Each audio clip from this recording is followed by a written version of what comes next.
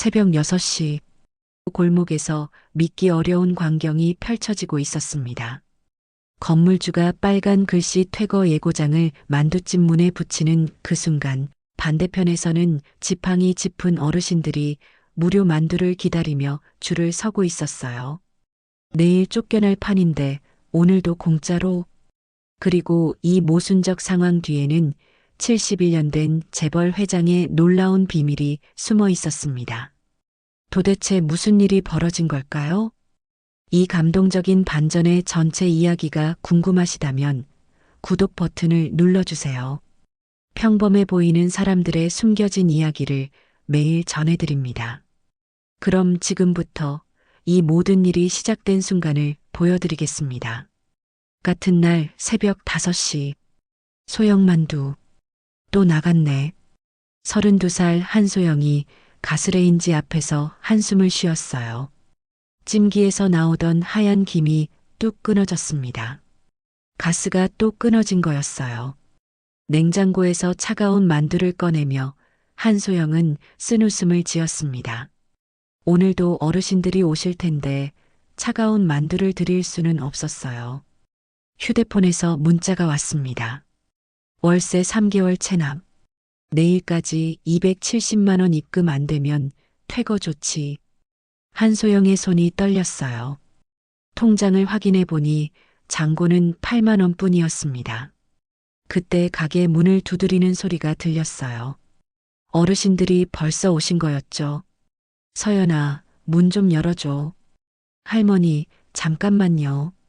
한소영은 급히 편의점으로 뛰어갔습니다. 마지막 8만 원으로 휴대용 가스버너와 부탄가스를 샀어요. 본인 아침밥은 포기하고요. 돌아와서 가스버너로 만두를 쪄내기 시작했습니다. 평소보다 시간은 오래 걸렸지만 따뜻한 김이 올라왔어요. 할머니들, 들어오세요. 문을 열자 20명이 넘는 어르신들이 환하게 웃으며 들어오셨습니다. 우리 서연이 고생이 많네. 한소영은 어르신들께 따뜻한 만두를 하나씩 나눠드리며 웃었어요. 배는 고팠지만 마음은 따뜻했습니다. 하지만 그녀는 몰랐어요.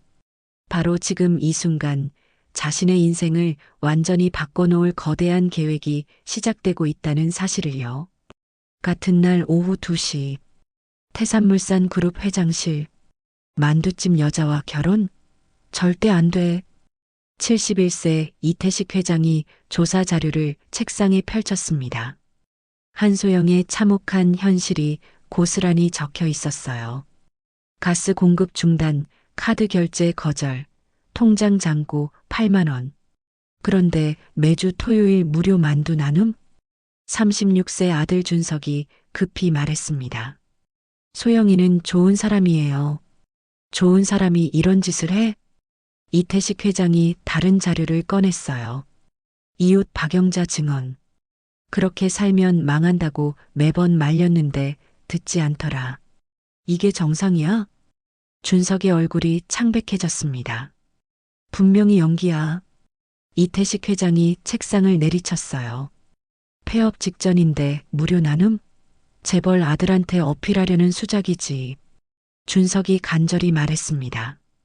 아버지, 소영이를 직접 만나보세요. 그럼 아실 거예요. 만날 필요 없어. 내 방식으로 확인한다. 이태식 회장이 휴대폰을 들었어요.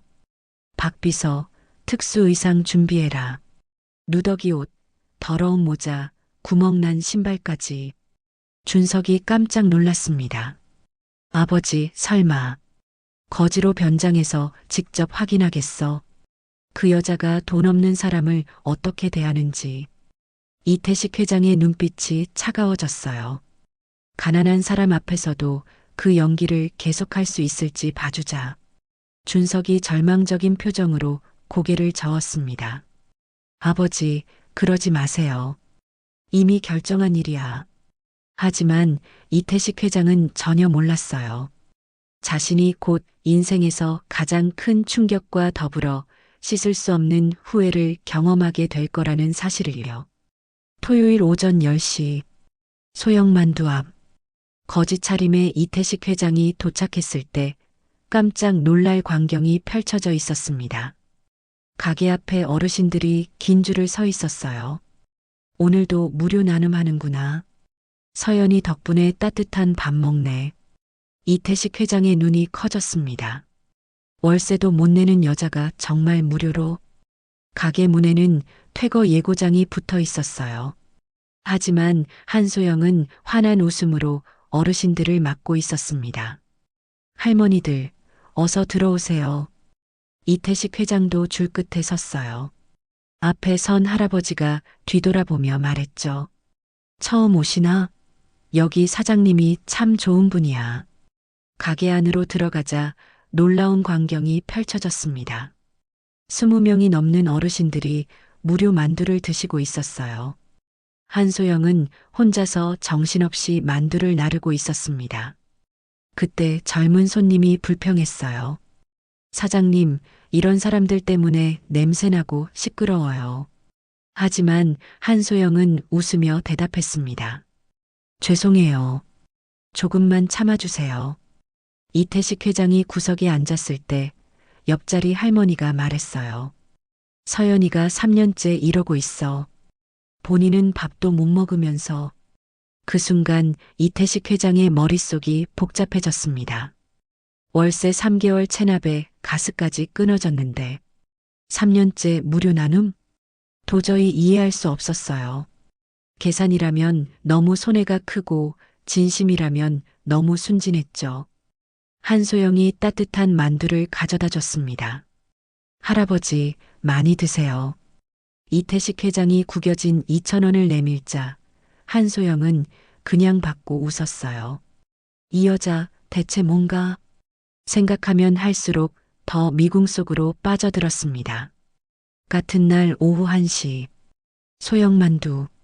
이태식 회장이 구석에서 만두를 먹고 있을 때 놀라운 광경이 펼쳐졌습니다. 한소영이 큰 솥에서 만두를 퍼내며 어르신들께 하나씩 나눠드리고 있었어요. 30명이 넘는 어르신들이 줄을 서 있었습니다. 할머니, 오늘은 김치만두 많이 넣어드릴게요. 할아버지, 국물도 드시고 가세요. 모든 분께 정성껏 대접하는 모습이었어요. 그런데 놀라운 건 지금부터였습니다. 계산하는 어르신이 아무도 없었어요. 서연아, 고마워. 우리 때문에 힘들지? 한 할머니가 걱정스럽게 물었습니다. 뭐려? 할머니들이 오셔야 가게가 따뜻해져요. 이태식 회장의 눈이 커졌습니다. 정말 다 공짜로 주는 건가? 그때 젊은 손님이 불평했어요. 사장님, 장사를 제대로 하세요. 저런 사람들 때문에 냄새나고. 한소영이 미안한 표정으로 고개를 숙였습니다. 죄송해요. 조금만 참아주세요. 손님이 나간 후 옆자리 할머니가 이태식 회장에게 속삭였어요. 서연이가 3년째 매주 이래. 본인은 라면으로 때우면서. 이태식 회장이 충격을 받았습니다. 월세 3개월 체납에 가스까지 끊어진 상황에서 3년째? 도저히 이해할 수 없었어요. 오후 3시 무료 나눔이 끝났습니다. 한소영이 혼자 설거지를 하며 중얼거렸어요. 이번 달 전기요금까지. 그때 문이 열리고 건물주가 들어왔습니다. 한소영 씨, 내일까지 270만 원 못 내면 강제 퇴거야. 한소영의 손이 떨렸어요. 사장님, 일주일만. 무료 나눔할 돈 있으면 월세부터 내. 건물주가 나간 후 한소영은 의자에 주저앉았습니다. 이태식 회장은 생각에 잠겼어요. 계산이라면 너무 손해가 크다. 그럼 진심인가? 하지만 그렇다면 너무 순진하고. 그의 머릿속이 복잡해졌습니다. 71년 인생에서 이런 사람은 처음이었어요. 하지만 진짜 충격적인 순간은 바로 지금부터였습니다. 같은 날 오후 4시 소영만두 앞. 누가 우리 수진이 봤어요? 5살이에요. 아이 엄마가 울며 골목을 뛰어다니고 있었어요. 한소영이 재빨리 밖으로 나갔습니다. 무슨 일이세요?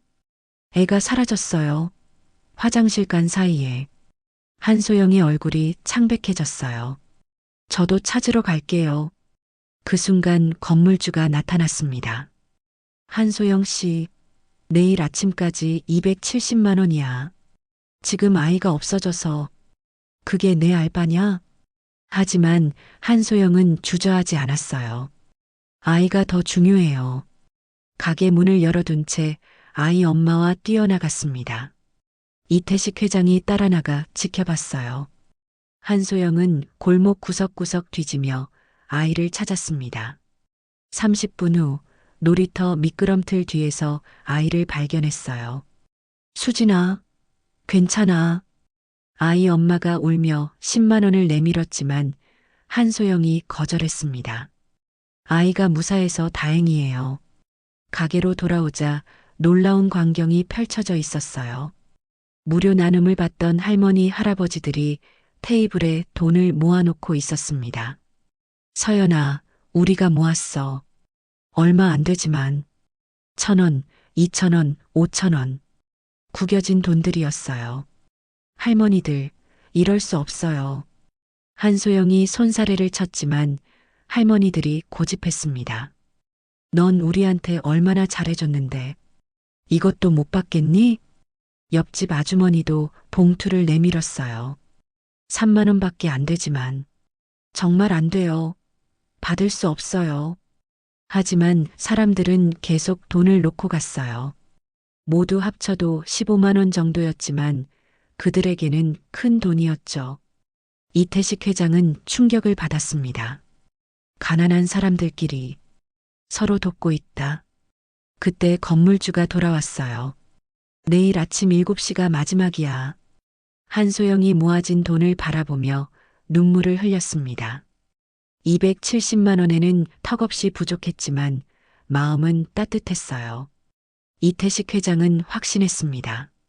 이 여자는 계산이 불가능한 인간이다. 진짜였어. 그의 71년 세계관이 흔들리기 시작했습니다. 같은 날 오후 5시, 소영만두. 한소영이 아이를 찾고 돌아왔을 때 충격적인 광경이 펼쳐져 있었습니다. 가게 문에 빨간 봉인지가 붙어 있었어요. 강제 집행관들이 테이블과 의자를 모두 밖으로 옮긴 상태였습니다. 안 돼. 안 돼요. 한소영이 뛰어가며 소리쳤지만 이미 늦었어요. 건물주가 팔짱을 끼고 서 있었습니다. 말했잖아. 오늘 오후 3시까지라고. 사장님, 아이가 없어져서. 그게 내 알바야? 가게 비우고 어디 갔든 상관없어. 한소영의 다리가 휘청거렸어요. 어제 모은 15만 원을 떨리는 손으로 내밀었습니다. 이거라도 받아주세요. 15만 원? 270만 원에 비하면 용돈이지. 건물주가 돈을 바닥에 던졌어요. 구겨진 지폐들이 흩어졌습니다. 그 순간 할머니들이 나타났습니다. 서연아, 무슨 일이야? 할머니들, 가게가. 한소영이 무릎을 꿇고 주저앉았어요. 눈물이 쏟아졌습니다. 할머니들이 건물주에게 따졌습니다. 이 사람아, 서연이가 남의 아이 구하러 간 사이에 이게 뭐야? 계약은 계약이야. 감정팔이 하지 마. 아이 목숨이 더 중요하지 않아? 하지만 건물주는 차갑게 돌아섰어요. 강제 집행관이 마지막 자물쇠를 채웠습니다. 찰칵 소리가 골목에 울려 퍼졌어요.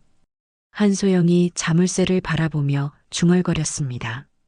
3년이었는데 3년 동안 할머니들이 한소영을 감쌌어요. 서연아, 울지 마. 내가 잘못한 게 아니야. 맞아. 아이를 구한 건 잘한 일이야. 하지만 한소영의 눈물은 멈추지 않았습니다.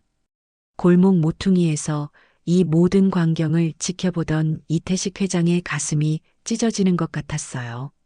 아이를 구하려다가 모든 걸 잃었다. 그의 머릿속에 어제 한소영이 한 말이 떠올랐습니다. 아이가 더 중요해요. 이태식 회장은 급히 휴대폰을 꺼냈습니다. 박 비서, 지금 당장 구로구로 와라. 건물 매입건으로. 전화를 끊은 후 그는 자물쇠 앞에서 오열하는 한소영을 바라봤어요. 내가 뭘 하고 있었던 거야? 71년 인생에서 가장 부끄러운 순간이었습니다. 같은 날 오후 6시 태산물산 그룹 회장실. 이태식 회장이 서랍을 뒤지다가 낡은 상자를 발견했습니다. 30년 전 자료들이 들어 있었어요. 맨 위에는 바랜 사진 한 장이 있었습니다. 젊은 이태식과 한명호가 어깨동무하며 웃고 있는 모습이었어요. 한명호. 사진 뒤에는 한명호의 글씨로 적혀 있었습니다. 태식아, 내가 성공하는 그날까지 응원할게. 이태식 회장의 손이 떨렸어요. 아래에는 한명호의 일기장이 있었습니다. 태식이에게 2천만 원 빌려줬다. 내 전 재산이지만 친구니까. 다음 페이지를 넘기자 더 충격적인 내용이 나왔어요. 태식이가 성공했는데 연락이 안 된다. 우리 소영이 수술비가 필요한데 병원에서 쫓겨났다. 태식이만 도와주면 되는데 포기한다. 태식이는 이제 다른 세상 사람이구나. 이태식 회장의 눈에서 눈물이 쏟아졌습니다. 그때 휴대폰이 울렸어요. 박 비서였습니다. 회장님, 건물 매입 완료했습니다. 15억입니다. 박 비서, 한소영이 누구 딸인지 조사했나? 네. 한명호 씨의 외동딸입니다. 한명호 씨는 10년 전. 알겠어. 이태식 회장이 전화를 끊었어요. 모든 퍼즐이 맞춰졌습니다. 그때 문이 열리고 아들 준석이 들어왔습니다. 아버지, 소영이가. 준석아, 아버지가 틀렸다. 준석의 눈이 커졌어요. 한소영은 내 은인의 딸이야. 30년 전 나를 살려준 한명호의 딸. 이태식 회장이 사진을 준석에게 보여줬습니다. 이분이 어려우실 때 나는 모른 척했어. 전화도 받지 않고 피했지. 아버지, 그분이 돌아가시고 딸만 남았는데 내가 그 아이를 의심하고 시험했어. 이태식 회장의 목소리가 떨렸어요. 지금 당장 가야겠어. 무릎 꿇고 사과해야 해. 준석이 깜짝 놀랐습니다. 아버지가 무릎을? 71년 인생에서 처음이지만 꼭 해야 할 일이야.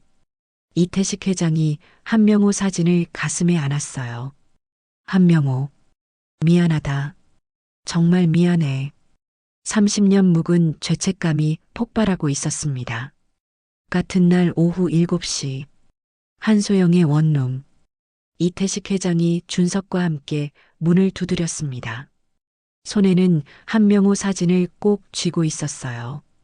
한소영 씨, 저는 이태식입니다. 문이 열리고 한소영이 깜짝 놀랐어요. 회장님, 어떻게 여기를? 좁은 방에 앉아 이태식 회장이 사진을 꺼냈습니다. 이분, 당신 아버지시죠? 한소영의 눈이 커졌어요. 어떻게 아버지 사진이? 한명호 씨는 제 은인이었습니다. 30년 전 재산을 빌려주셨죠. 이태식 회장의 목소리가 떨렸어요. 하지만 제가 성공한 후 아버님이 도움을 청하셨을 때 한소영이 조용히 말했습니다. 외면하셨죠. 알고 있어요. 처음부터 아셨나요? 준석 씨 성함을 듣는 순간부터요. 이태식 회장이 충격을 받았어요. 그런데 왜 거짓 차림인 저를 그렇게 잘 대해주셨나요? 한소영이 쓸쓸하게 웃었어요. 아버지가 그러셨거든요. 미워하면 본인만 아프다고. 그 순간 이태식 회장이 바닥에 무릎을 꿇었습니다. 회장님, 71년 인생에서 가장 부끄러운 일이었습니다. 용서해 주세요. 한소영이 급히 일으키려 했지만 이태식 회장은 움직이지 않았어요. 당신 아버지를 배신하고 당신을 시험했습니다. 한소영도 눈물을 흘렸어요. 하지만 분노보다는 슬픔이었습니다. 일어나세요. 제발. 한소영이 그의 손을 잡아 일으켰어요. 이태식 회장이 떨리는 목소리로 말했습니다. 가게 건물을 사놨습니다. 하지만 드리려는 게 아니에요. 네. 이 만두집을 계속 지켜달라는 부탁입니다. 한소영이 놀랐어요. 무슨 말씀이세요? 당신 같은 사람이 있어야 이 세상이 따뜻해집니다. 제발, 계속 도와주세요. 이태식 회장의 눈에서 진심이 느껴졌어요. 한소영이 고개를 끄덕였습니다. 당신이야말로 진짜 부자입니다. 네, 마음이 부자인 사람이요. 그 말에 이태식 회장은 더욱 눈물을 흘렸습니다. 진정한 용서와 함께 새로운 시작이었어요.